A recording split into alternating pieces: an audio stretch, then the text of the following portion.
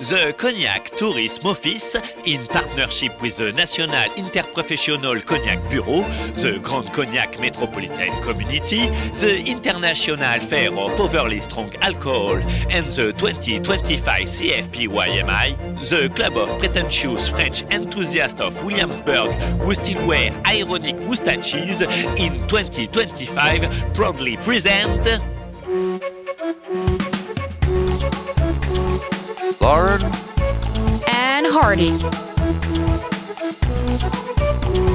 Episode 4, where the Hardy dynasty stands the test of time. Dear listeners, if you missed our previous episodes, here's a quick recap. We tasted an extremely old cognac and covered plenty of fascinating tidbits about Maison Hardy and its founder, and even fought a rooster with our bare hands. So, Anthony, what's on the agenda today? Well, today's topic is rather personal for me. As a reminder to our listeners, I was born in 1823 and passed away in 1888. But hey, just because you're dead doesn't mean you didn't do your homework. Oh, precisely. I shall speak of the great Hardy lineage, those who succeeded me. You see what I'm getting at? Uh-oh.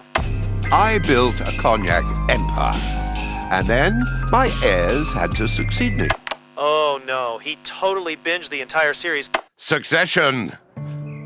My son, Valère, and my grandson, Armand, faced countless challenges, transitioning from artisanal production to modernization. The devastation of phylloxera. Oh, I hate that bug. After my passing, my son Valère took the reins of Maison Hardy. A moment of great pride.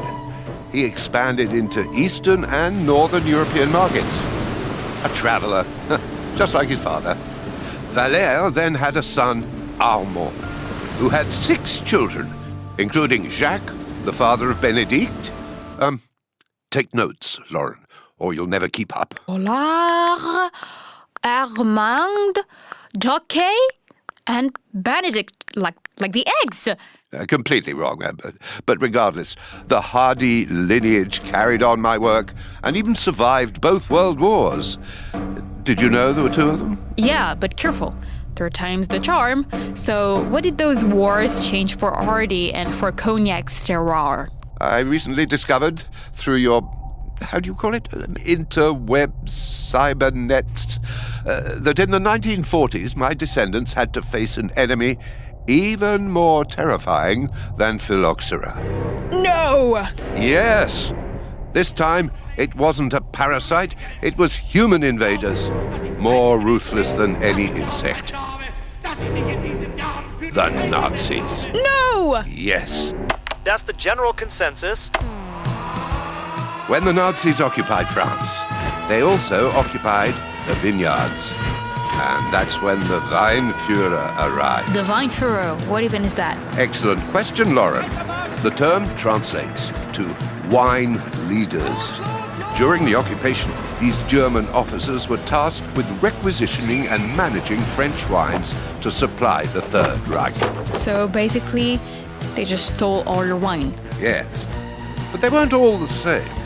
In Champagne, the Wine Führer, Otto Klebisch, completely drained the region's cellars, down to the last drop. And what happened in the Charente? In Cognac? Now, that's where things get interesting. Cognac producers also had to deal with German requisitions. But Otto Klebisch, the very, very, very bad guy, had a brother who was only very, very bad, Gustav Klebisch. Unlike Otto, Gustav had family ties to cognac and appreciated the product. Spirits historians, yes, that is a thing, what a time to be alive, tell us that he was somewhat less destructive, which meant that cognac's cellars weren't as thoroughly ransacked as others. And what about Maison Hardy? Our cellars were relatively preserved, but we had to be clever. Some barrels were hidden. Rumor has it we even sealed some behind stone walls, like pirate treasure. Oh, that reminds me of a wild fact I read about Hitler. He had a secret wine cellar discovered after the war, full of the greatest vintages looted from all over Europe. And what's even crazier is that he didn't even drink. I despise this Hitler fellow. I dare say I prefer my century. And we had cholera and phylloxera, mind you. That's wild. I was just thinking, your story is really one of how a whole generation was woven into a family legacy, all through cognac.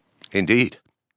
I arrived as Anthony, I became Antoine, and my cognac has always maintained this unique dual heritage.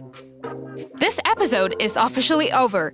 Thanks, Anthony, thanks to Tom in the control room, and to all our listeners.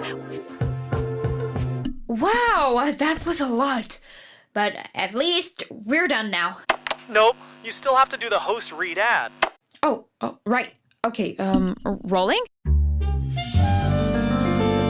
Lauren and Hardy is brought to you by Dry Man, the alcohol-free reboot of Mad Men, where Don Draper never drinks a single drop of alcohol, which means there's only one episode.